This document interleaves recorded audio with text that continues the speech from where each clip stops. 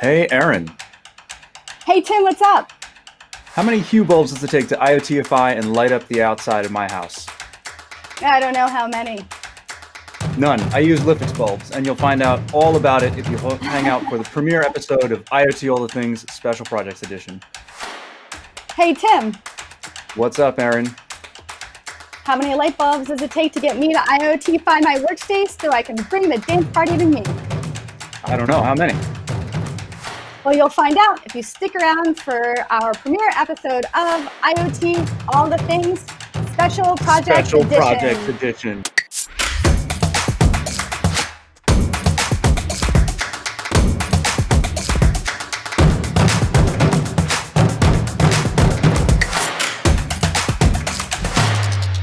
Hi, everyone. I'm Erin McGill. I'm a solutions architect here at AWS.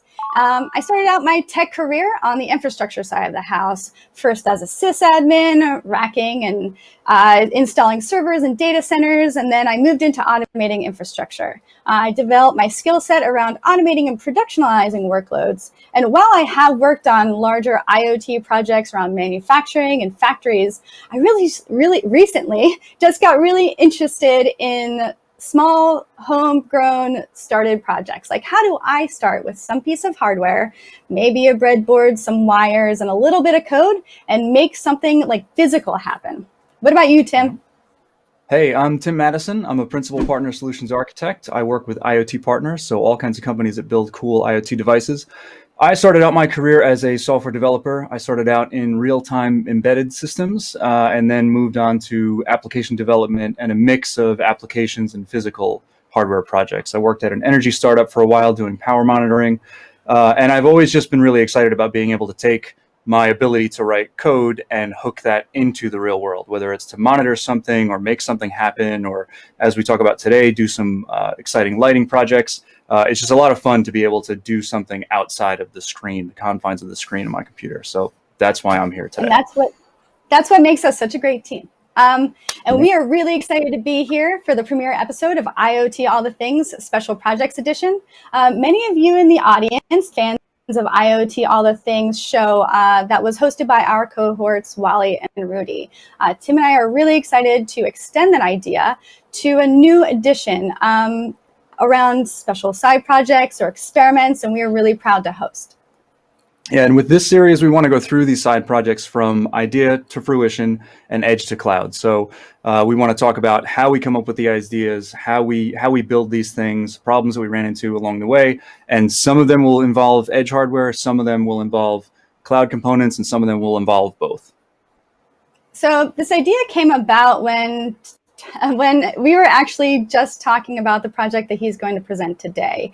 We realized that there are so many people that we talk to inside AWS and when we go to events that have these really cool side projects where they just sit down, they experiment, and they learn something new. And we thought that having this show would be a really great way to share those projects and the learnings. Yeah, so stick around through the live stream. We'll have special segments. Below, you'll see a timeline on your screen that shows all of them. We're going to cover all the tricks in our All the Tricks segments, and we're going to cover the challenge of things at the end of the show. So we'll be taking you through the coolest side projects, experiments, just like Tim said, going from idea to fruition, from the edge to the cloud. So, all right, let's get to it. Tim and I, we love to talk about what's going on in industry, any cool ideas that we see out there and cool projects. And right before we got started, Tim, you were just telling me about some DIY projects that you've been following lately. Yeah, I have kind of an unhealthy obsession with electric vehicles. So I took a work trip. So how many do you have? I only have two now, but I have a third on the way. And I would like to have a fourth, which is the next thing that we'll talk about here. But I got kind of this addiction to electric scooters when I was on a work trip and was riding around all night with a friend of mine. And it was just so fun. So I started going online and looking to see like who is doing cool stuff in this space. And I found this. This is the Cyberbike. Those look really, really cool. Yeah, this is basically an electric motorcycle, and it was created by somebody who started their YouTube channel as a photography tips channel, and then did some van customization stuff. And just because they were really handy, they said, you know what, I want to build an electric bike. And that's exactly the spirit of the show. They just had an idea, and they figured, okay, let me try to build it. And he's got this, if you watch the videos, his name is Ladislav Chekmanek. I hope I got the pronunciation right. He calls himself Laddie in the videos.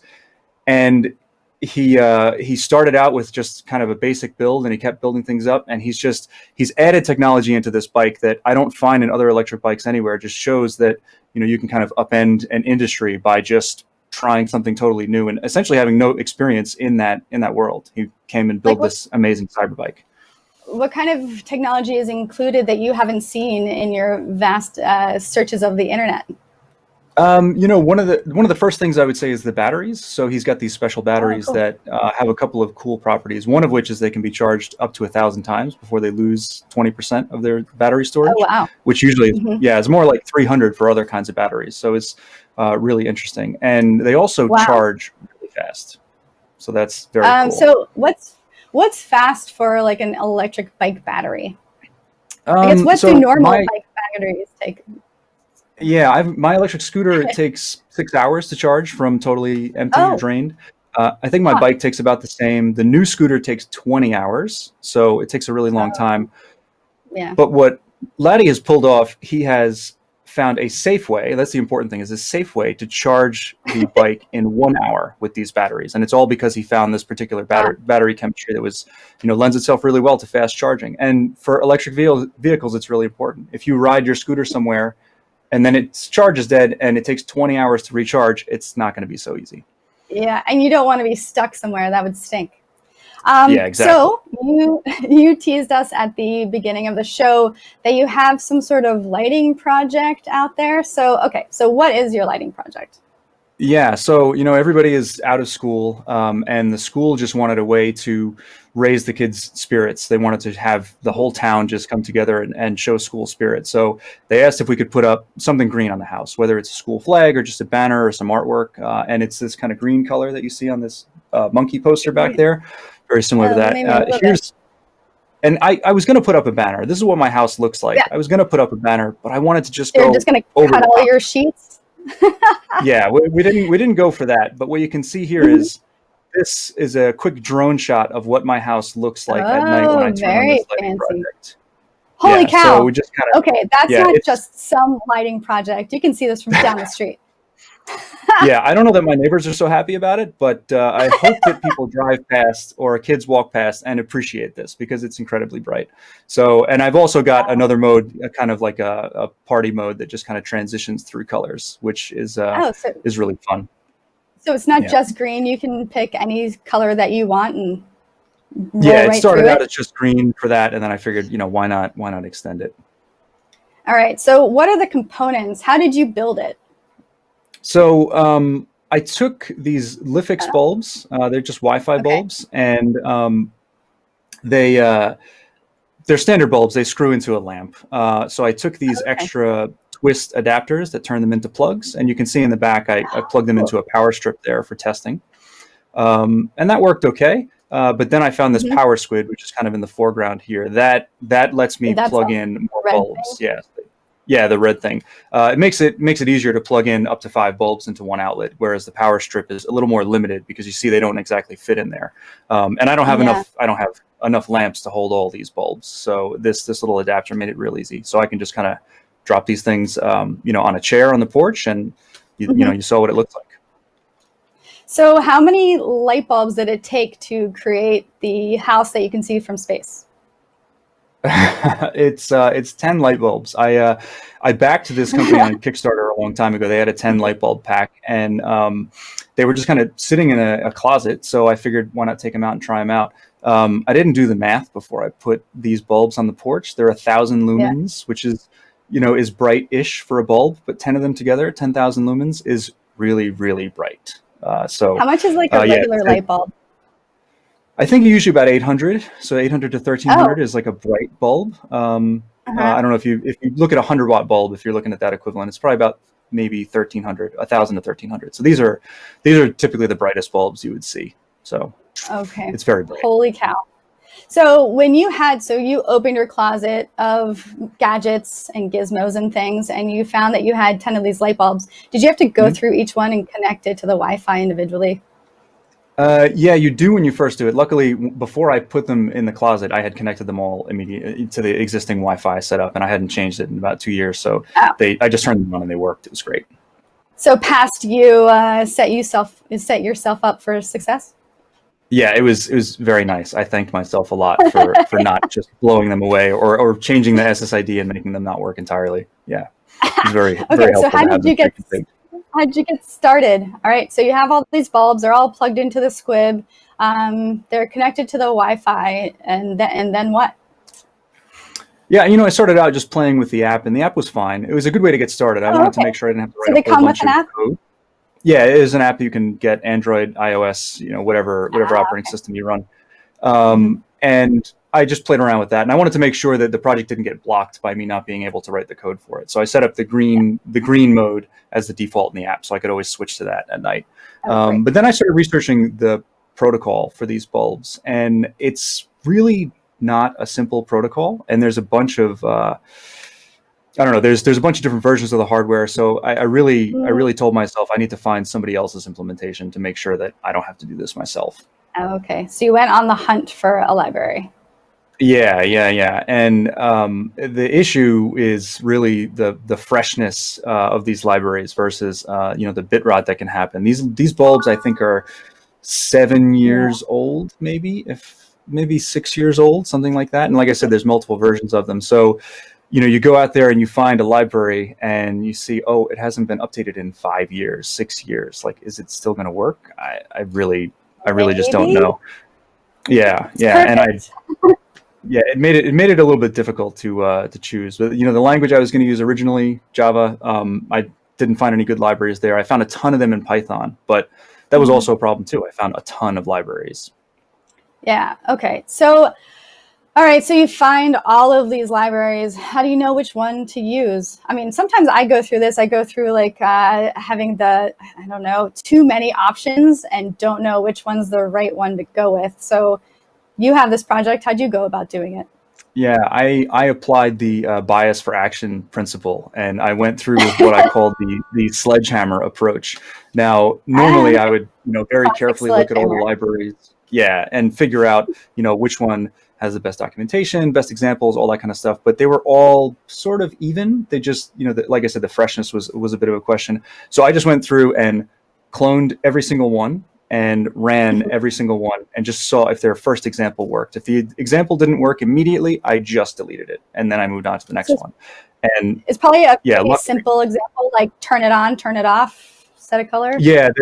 The one that I landed on actually had some good examples. It had to turn on, turn off, discover all the bulbs, and also had that color rotation that you saw at the end of the video. That was one of the examples too.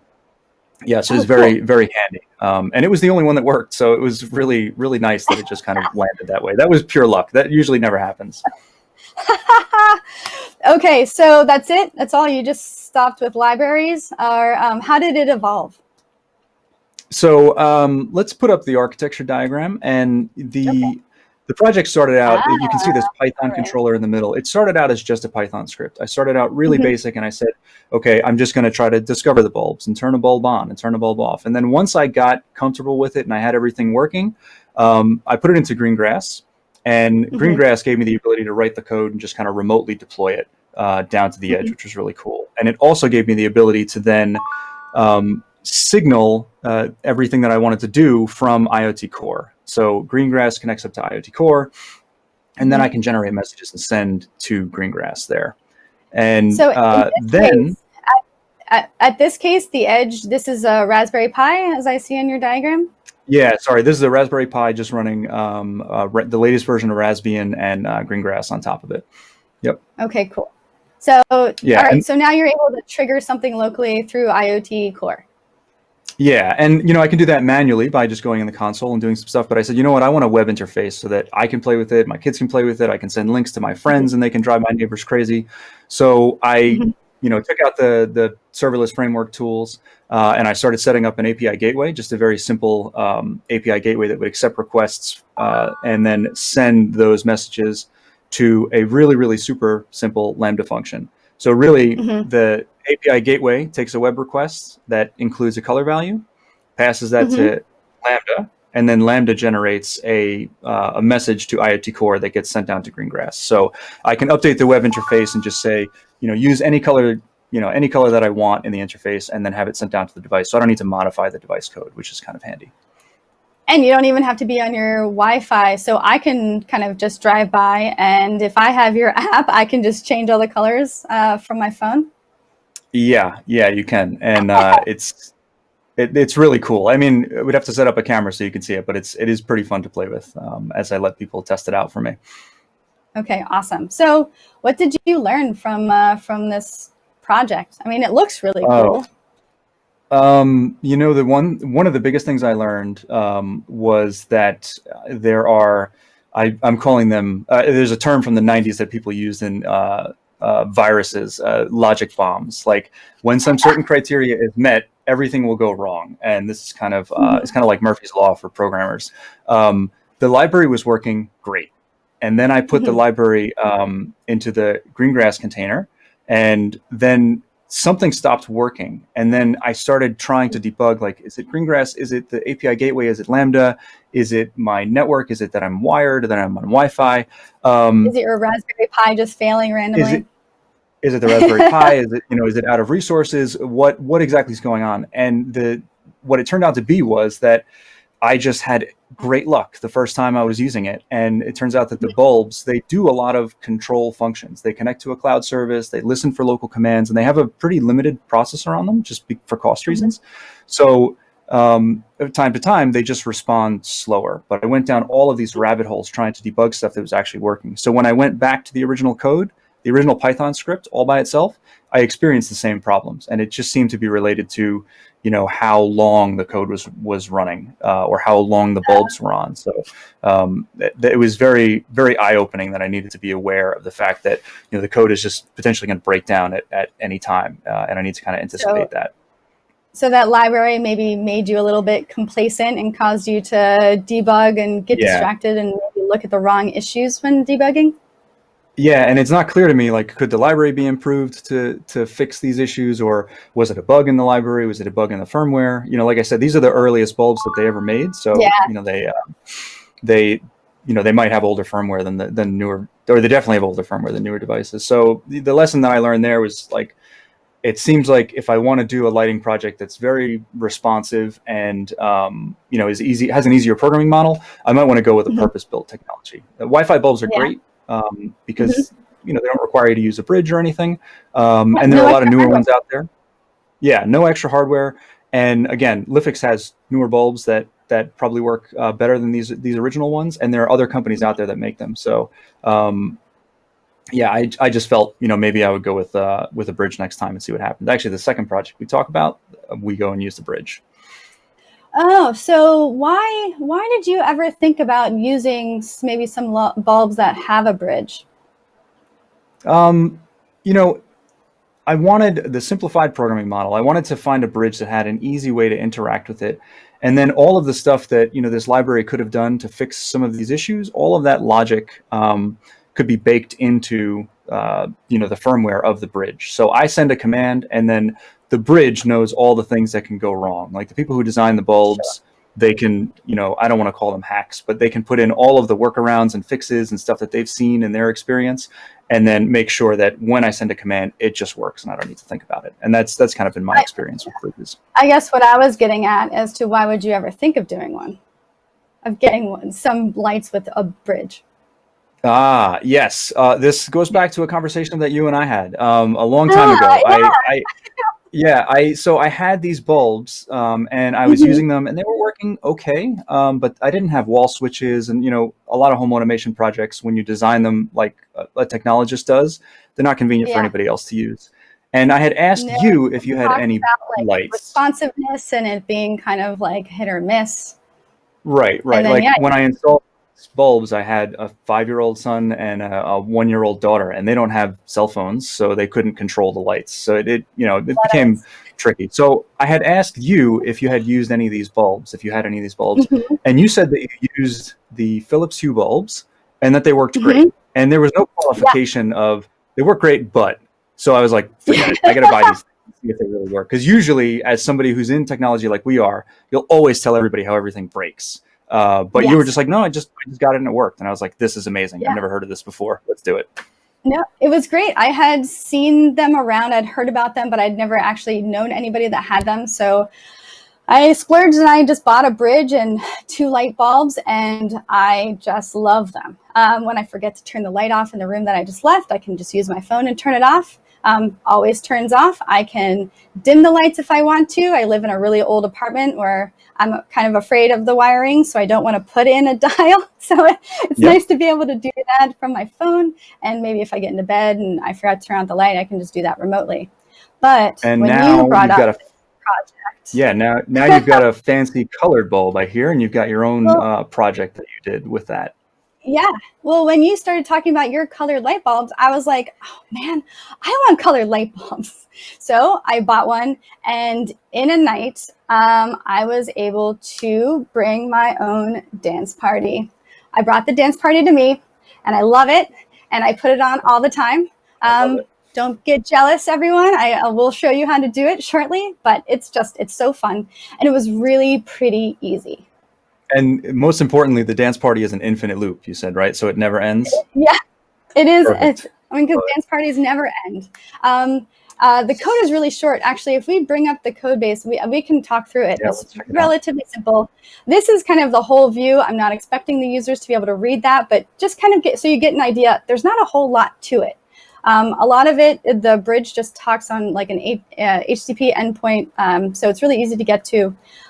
So you can see I'm using the requests, random, and arg parse libraries. For what you saw behind me, the first 2 really are used. The arg parse one allows me to, change it around, kind of create my own other sequences or phases that I want. And then I have the variables down there, my local queue and my username. The documentation is really great and easy to actually. If you could go back to the previous one? Yeah, perfect. So those 2 variables, Phillips will just talk you through how to find them. It's really also to find the color max and the bright max of the light bulbs. They talk you through light bulb discovery. So here my light bulb ID is 3. It's always consistent. You could probably do a lot of discovery like you did with your bulbs. And then just setting the state, which is everything interacting with that bulb is just through the state URL. So if you go to the next one, you can go through just my main. So this is the main function. It checks the status of a light. So it checks the status, and if we go to the next one, you can see what that looks like. It checks to see if it's on.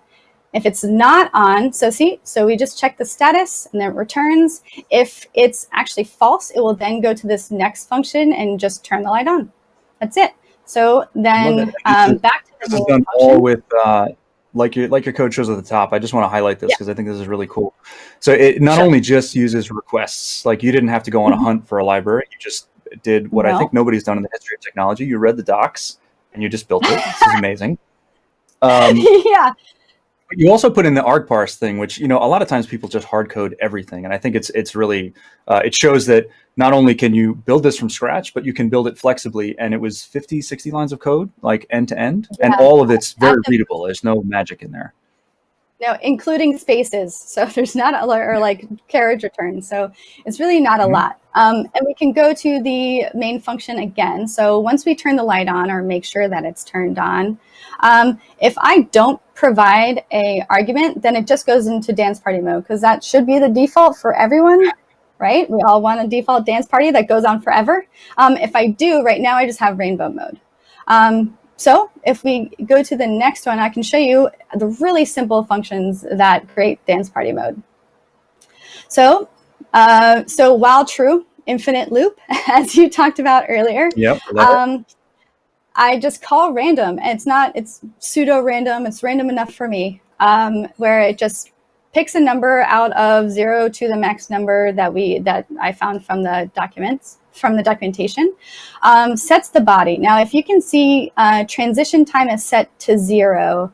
I had been turning the light bulb off and on in between to kind of get that jarring light because the hue bulb so beautifully transitions so smoothly from one color to another, and I didn't want that. Dance party is like go, go, go.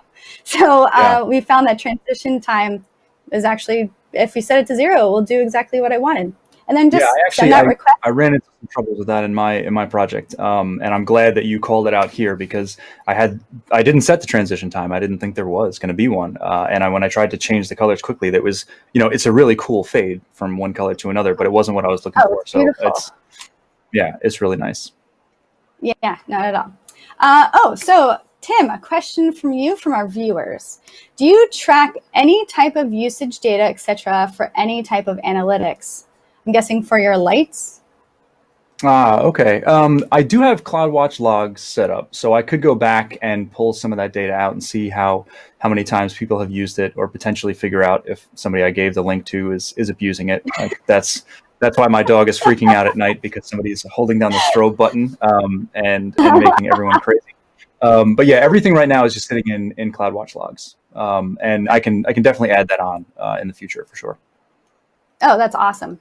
So I think now that I've shown you my cool bulb transitions, we talked about color transitions, and it sounds like you bought Hue bulbs and are utilizing your colors for home use.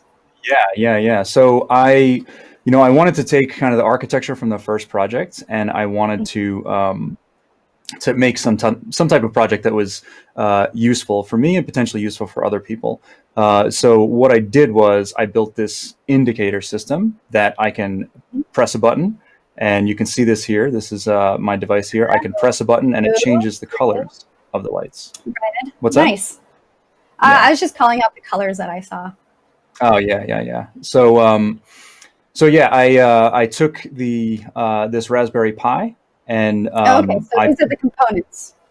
Yeah. So I took the Raspberry Pi and this other device called the Sense Hat, which are those lights on top of it. It's an 8x8 RGB LED, and it's got a little button on it as well, a little joystick on it as well. And I just made it so that I could press that and change the color of the lights. And what I'm using this for is, I have kids at home, and I want to be able to let them know when I'm busy. So, and I wanted to do it in such a way that I can very easily interact with something physical, like just push a button, send or set the color of the lights, but also have an indicator for me that it worked. So that local display with the LEDs there lets me know, okay, it changed to blue. So I know that the color is actually right. Do you have that handy? Or is it I around? do. I know we saw it in the video, but let's see. I don't know if you can see this here. Oh yeah, Okay. your hand's over the Sense Hat though. Okay. I'm turning it around. So there we go. So let's see if this works. Blue, green. I mean, the color's probably a little hard to see there. Yeah, it is a little hard because there we go. Yeah, we can see the red. Yeah, it's definitely red. But yeah, it's it's very very responsive, and cool. it's definitely cool. My son said it needs to have 3 colors. It needs to have red. Yeah, red from when I'm busy, green for when they can come up, and blue for, apparently, as I said, I spent a lot of time looking for these DIY or electric bike videos or electric vehicle videos. He said blue for when you're watching videos, and we can watch them with you. Because he wants to see them, obviously. Yeah. So do you have I was just going to say, do you have an architecture diagram for this one? Yeah, we do have an architecture diagram. So very similar to the last one. So we've still got the Raspberry Pi. We're still using Greengrass here. Now, instead of one function, though, we have 2 functions. We have one that controls everything with the Sense Hat, and then one that controls the hue lights. And they send messages back and forth to each other, so that I can use the same logic locally, but also send, as the previous one, I can send messages from the cloud to change these colors. So I could change these things with an API gateway, just like the last one, with to any color that I want. Oh, cool. So you just trigger it, it goes to Java, and then up to the cloud. I talked about numbers and number settings, which equal a color in the Hue API. Can you use the same color number for your Sense Hat as your Hue bulb to get those to kind of reflect the same color that you're setting? Yeah. So luckily, the way that the Hue bulb does colors, at least the Hue bulbs with the library that I'm using, it just has, you send it one number, which is the RGB values, like a big binary value. And the first 8 bits are red, second 8 bits are green, third 8 bits are blue, and both the sense hat and the hue use the exact same mapping. So it's really great. What happens in the code is that when you press the joystick waits till you release it, so it only happens once, and then it sends a message that just has that color value in it, and that goes to both functions to change the LEDs and the hue bulb. So it all. So do you have like direction, like each direction is its own color? No, I just have it so that I can push the button, but each direction its own color would be nice. Cool. But it was a little bit complicated on the project to deal with the joystick. Yeah. Let's bring up this. Well, hold on. But, okay, cool. So this is from what you learned. Yeah, this it's very strange how the joystick works, and I think that this was really unexpected. That joystick is actually a keyboard. So what it's doing is every time you hit the button, it's actually typing into the console. And you can see from this first screenshot here, this is the binary data when you get when you ask Linux for what's coming out of that keyboard. And if we go to the next shot, you can see that it's actually typing in the console, just these random letters. So that binary, is that what you have to interpret to then understand when to change the color? Yeah, exactly. So I don't get access to these keystrokes here, so it's not like a very convenient, like left is A and right is C. What I get instead is I get this structure that's derived from a structure in the Linux kernel that has like a timestamp and a button type and an event type, and there's like 4 components to it, and I had to decode all of those, and it was not fun. Okay, cool. So you said that you were able to signal your bridge going through AWS Cloud. Does that mean that you have actually exposed your bridge to the public or has a public API?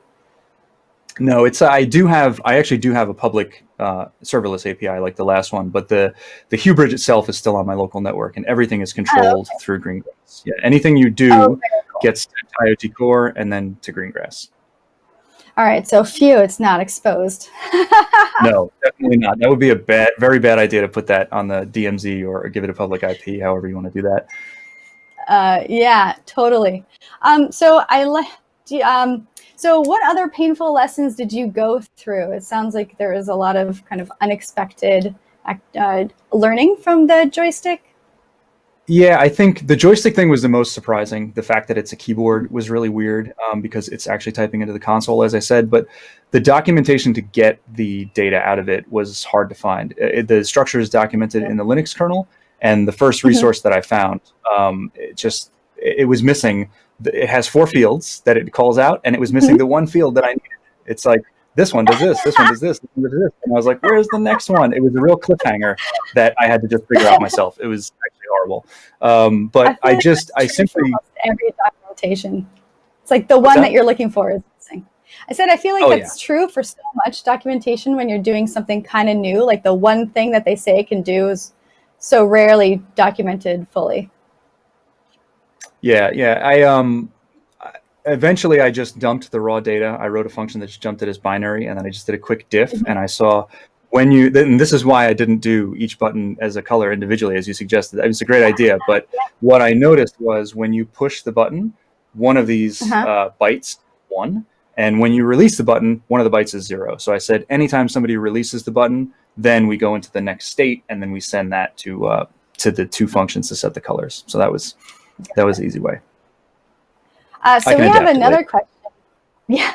I mean, of course, we always iterate on our projects. There's a question from the chat on how can we use green grass with ZWave sensors? Do you know anything about that? It's funny, I can't get to it right now, but I have a ZWave USB stick right here for exactly that purpose. What? So, yeah. Which one? I think it's the AOTech ZWave stick. It's a Gen 5 ZWave stick. I was doing a project with somebody where they wanted to read ZWave sensors, and it is possible, but you need to write the low level functions to interact with this particular stick. It is definitely possible, but I haven't had a chance to get to it yet. One of the reasons is I had a bunch of ZWave and ZWave Plus sensors, but I stopped using them at some point because my hub had trouble, so I haven't used them in a while. But yeah, you could definitely do it. What you really need to do is you need to give Greengrass what's called local resource access to whatever resources the USB stick exposes. You need to install the libraries for ZWave. And I think that you have to go through the association process with the ZWave network itself, which is usually like push the button on a device and then push the button on the stick, and then they'll pair up together. But yeah, it's totally possible. Maybe that's something that we could look at checking out in the future. Oh yeah, maybe. So it's funny, I never thought that like a joystick would type to the console, mostly because, I mean, you know, when we're working on things, people usually access their Raspberry Pis remotely. So speaking of remote access to your Raspberry Pi, it is time for all the tricks. This is all our tricks segment. Tim actually had found this, I guess, on the last time that you're on IoT All the Things. Yeah, one of the questions that we got, I thought was really great because it's a question that comes up all the time. The user P Uzue said, "Is there a way to connect to a Greengrass group? Is there an AWS IoT service that provides tunneling for me to be able to get remote access to a Greengrass group?" And it's really interesting because, you know, you can remotely deploy code to it through the Greengrass service, but if you need, you know, to fix something else or modify the OS or do something remotely, that feature isn't built into Greengrass. So there's essentially two features that you could use to do this. And the IoT team does have a tunneling function, but it's meant for more specialized tunneling as opposed to just being a simple SSH tunnel. So one of the main use cases is that sometimes people have devices that, let's say a building management system, it may have a telnet port open, and you definitely don't want telnet exposed publicly. So you would have something like a Greengrass device or an IoT device that has the tunneling client on it that you can send a message to AWS and say, I would like to open up this tunnel for telnet. And you telnet securely through AWS into the device, and it's never exposed out to the public internet, which is really cool. But it doesn't sound like this would actually fit for that use case of like you can use it for that. But there's another one that I really like because it has a bunch of other features built into it. The EC2 team has created this thing called the SSM agent. Have you used SSM before? I've used the SSM agent to interface with EC2 instances using credentials from IAM instead of like putting my private key on my EC2 instance. But that's like the extent of it, and like pushing code and stuff like that. Yeah. So I used it once a really long time ago when it first came out with the run command. So basically you can send a command to it, and if you have permission, it'll run a command on an EC2 instance and return the results to you. So almost like a remote shell, but they've extended it now. And there's this software called the SSM agent. You can run it on an EC2 instance, but you can also run it on your Raspberry Pi. You can run it on something, any kind of Linux-based device that you've got that's local. And there is a way that you can open up a session with this feature called Session Manager. And if you set up your SSH client with some extra glue code that they've got, you can actually do something like SSH pi at, and then you'll get a managed instance ID, kind of like an EC2 instance ID, starts with MI. And then you can SSH directly to your device, whether you're on the network or not. So you're on the work VPN and you can't get to your local network because they don't have split tunneling set up or something. You can just SSH right into the device from anywhere. It's really great. I actually use it instead of regular SSH now. Yeah, because it's just consistent. Amazing. I always get it. Because like I knew that you could do it with on-prem stuff, like on-prem servers, but I never thought about Raspberry Pis, and that's a really great application. There was a question in the chat. Can I share my project for dance party? As Tim mentioned in the beginning, we are looking to see how we can share this code with you. We will let you know, I guess, what that mechanism will be. So thank you, Jay Reggie 10, for the question. Really appreciate it. All right, on to Challenge of Things. This is our Challenge of Things segment. Now we're looking for you viewers. We'd love for you to submit a topic or a compelling idea that you'd like to see tackled on an upcoming episode. It could be IoT, robotics, ML, any emerging technology that you're interested in and that you're really excited about and that you think you have a really good idea around. Yeah, and you don't even need to build it. It's just give us the idea, and we're gonna share it with our, the technical experts we've got at AWS, and see which ones we like the best, and we'll review them all, and then we'll feature some of them on upcoming episodes. Great. So now we're gonna wrap up. So check the chat stream for the resources that we talked about during this episode. We're going to be providing the assets, as Erin said before. We're looking at setting up a repository for it. We haven't gotten fully through that, but you should expect that, the things that we talk about on these episodes, definitely my code, Erin's code, we'll be able to share on those repositories, and you'll be able to download them and try them yourself and extend them. And maybe that'll be a source for you to have ideas. Maybe you'll, want to take our projects, and we talked about turning it into a CloudFormation status indicator or something, just so you have a visual indicator. There's like endless possibilities. When we automate building of infrastructure, it takes some time. So we kind of set it and then literally forget it.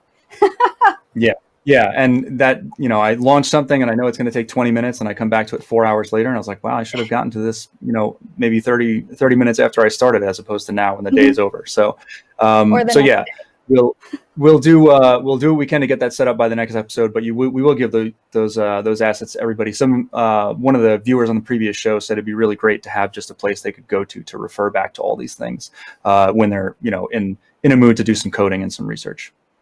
Right. So be sure to tune in next episode in 2 weeks, Thursday, August 6th. So watch for the announcements. We have a full season ahead. And a reminder that we're going to be looking for project experiments from edge to cloud. So send us all your cool ideas. And then let us know what you think about the show. Oh, sorry. Go ahead, Tim. I was going to say, use the all the experiments hashtag, and we'll gather all the feedback and comments and see what we can do. What kind of new projects we can do in other shows. So thanks for watching our show today, and we'll see you next time on IoT All the Things Special Projects Edition.